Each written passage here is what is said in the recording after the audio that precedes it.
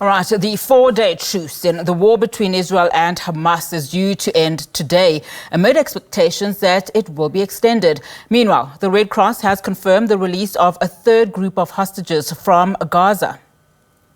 Hamas handed over 13 Israelis, 3 Thais and 1 person with Russian citizenship. Israel freed another 39 Palestinians on day 3 of the temporary ceasefire. The group included 6 women and 33 teenagers. U.S. President Joe Biden says he hopes the pause in fighting can go on as long as hostages are getting released. Israeli Prime Minister Benjamin Netanyahu said yesterday that he had spoken to Biden about the hostage release, adding that he would welcome extending the truce if it meant that on every additional day, 10 captives would be freed. However, Netanyahu was also adamant that the war was going to continue. In an exclusive interview with SABC International News editor Sophie Mukwena, Qatar's Foreign Affairs Department spokesperson Dr. Majed Ansari says negotiations are underway to try and extend the truce. As you might have been watching the last couple of days, it was not a straightforward process. It's certainly a difficult process to get all the information across, to get all the hurdles out of the way, to make sure that all things agreed upon will be committed to by both sides. And thankfully, we were able to deliver 3 batches of hostages and increase the level of aid coming into Gaza, and of course release the Palestinian women and children from Israeli jails, and all of that happened according to the plan until now. We are now at day 4. The lists are with both sides, and we are awaiting final confirmations from both sides. Our hope is that before the end of this day, we will be able to announce an extension, and that is pending, of course, first on the success of the release of this day, but also on providing an additional list of hostages to be released tomorrow. Let's talk about the extension. For this to happen, what are the two sides saying? What is on the table in terms of the guidelines that can lead to this extension? We saw President Biden also making a request that there must be an extension. The provision to the agreement stated that if Hamas was able to present a list of 10 hostages to be released within the parameters agreed upon of women and children and civilians within the 4th day, that before the end of the humanitarian pause, that an extension will be announced for 1 day for every 10 hostages that would be released and agreed to be released on both sides. And obviously that would include the same parameters for the other side, so that would translate into 30 Palestinian prisoners, civilian prisoners. And this is where we are waiting to see if this will materialize after the handover today. Our operations room here in Doha is working around the clock with our partners in the Red Cross and both parties to this conflict to make sure that information is relayed in real time, and that any talk of a possible extension for a 5th day is achieved. Going forward, the issue here is this is a arrangement that is expected to end soon, but to get to a point where there's peace and there are negotiations to find a lasting solution or a permanent ceasefire. As Qatar, you've played a big role. Are you optimistic that you can continue to lead with other countries such as Egypt to ensure that we see a stop to this terrible war in Gaza? As you rightly said, the images coming out of Gaza, the level of death and destruction that we are seeing is unparalleled. You know, it's been a really long time since we've seen such levels of destruction, and we cannot, as an international community, stay silent and just hope for this war to end on its own. We have to do all that we can. I can tell you, my dear, that now there are corpses being eaten by dogs in the streets in Gaza. This is not something that in the 21st century we should be accepting as a human community of this world. It's mainly a humanitarian issue. Our focus should be on the humanitarian side of it. Our main focus was to get those who we can get home to their families as soon as possible and safeguard those who are at risk. And therefore, we are very thankful that we were able to send those back to their families, including the South African citizen yesterday, and we hope that we can do more on that. But the main goal here is for de-escalation to happen and for us to reach a situation where we can end this war and start a viable political process. This is a cycle of violence. It did not start at the 7th of October. It is a result of decades of occupation that has put the Palestinian lives always as second in priority to the lives of others.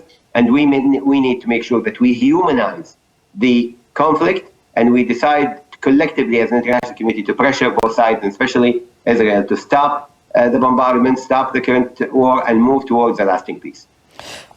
In terms of the hostages, are they all with Hamas?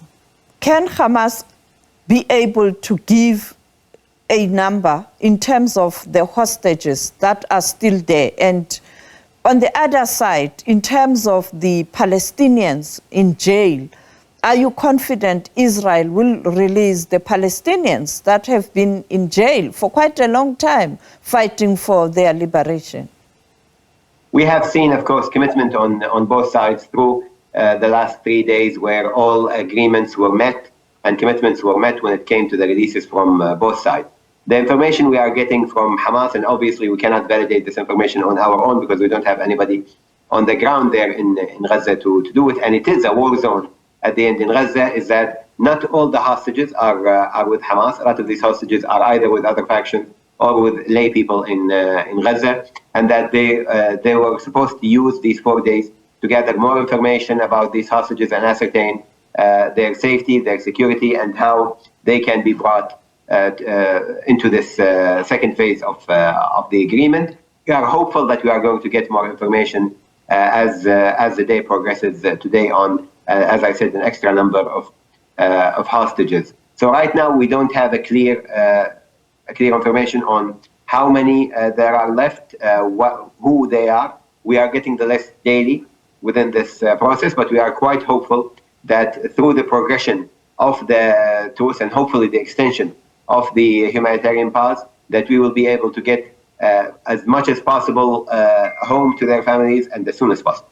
It has been a difficult process or task for Qatar, Egypt, and those who are involved. In summary, what is Qatar's view? Are you still optimistic that the role that Qatar has played can continue? How difficult were these negotiations? How sensitive is this matter at this moment? I can tell you that while we remain hopeful, it is very difficult for us to say that we are optimistic. The situation on the ground is not one that would fill you with optimism. The level and lack of trust between both sides and level of atrocities and destruction that we have seen is unparalleled. And therefore, we are hopeful that we will maintain this role. And I can tell you that regardless of the attacks hurled against my country, accusations hurled against us, the challenges and difficulties of the process itself, that we will not be deterred in seeking peace and in seeking an end to this war through peaceful means and through our mediation. Every time that passes, every minute that we remain in mediation without ending this war, we know that the death toll will rise, and this will only put more responsibility on our shoulders to do all that we can. The operations room here in Doha is functioning 24/7. Our team has not had a day off or an hour off since the 7th of October. And believe me, all of them are fully dedicated and believe in the responsibility that they have been dealt, and they know that what they are doing is first and foremost their duty as human beings, and also in making sure that the mediation of Qatar succeeds. We are going forward with this. We will not be deterred, and we are hopeful that through the success of this first humanitarian pause, that it would lay the ground for a more sustainable truce, and we would be able to move from war to talking about peace. And finally, support from other countries? Of course, we appreciate all the supports we have had from the region and beyond. You know, we have been working with our partners in Egypt over the humanitarian issues and the mediation itself.